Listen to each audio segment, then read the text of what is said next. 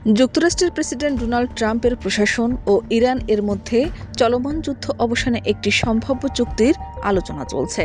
এ চুক্তিকে ঘিরে ট্রাম্পের নিজ দল রিপাবলিকান পার্টির ভেতরেই তীব্র অসন্তোষ দেখা দিয়েছে।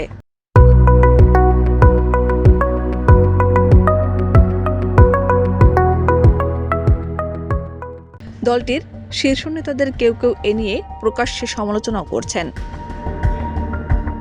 ইরানি সরকারের পক্ষ থেকে পরমাণু ইস্যু বর্তমান আলোচনার অংশ নয় এমন বিবৃতির পর এই সমালোচনা আরও জোরালো হয়েছে। সাউথ ক্যারোলাইনার রিপাবলিকান সিনেট সদস্য এবং সিনেট বাজেট কমিটির চেয়ারম্যান লিন্ডসে গ্রাহাম সামাজিক যোগাযোগ মাধ্যম এক্সে আশঙ্কা প্রকাশ করেছেন। তিনি লিখেছেন, এই চুক্তির শর্তগুলো ইরান সরকারকে টিকিয়ে রাখবে এবং মধ্যপ্রাচ্যে তাদের শক্তিশালী অবস্থান ধরে রাখতে সাহায্য করবে, যা শেষ পর্যন্ত ইসরায়েলের জন্য একটি দুঃস্বপ্ন হয়ে দাঁড়াবে।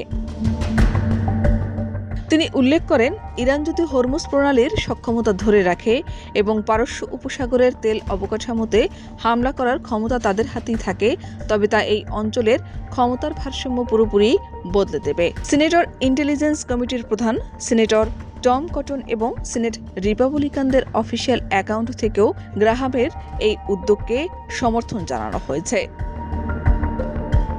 অন্যদিকে সিনেট আর্মড সার্ভিসেস কমিটির chairman senator Roger Wicker Trump প্রশাসনের এই উদ্যোগের কঠোর সমালোচনা করে সম্ভাব্য 60 দিনের যুদ্ধবিরতিকে একটি বিপর্যয় হিসেবে বর্ণনা করেছেন।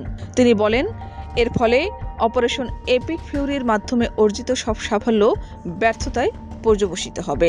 সাবেক পররাষ্ট্রমন্ত্রী মাইক পম্পেওর মতে, যুক্তরাষ্ট্রের উচিত হরমুজ প্রণালী উন্মুক্ত করা।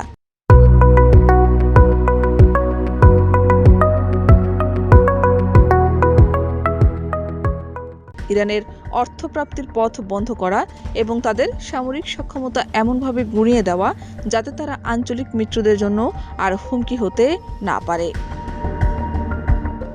শাহনাজ পারভীন, দেশ রূপান্তর।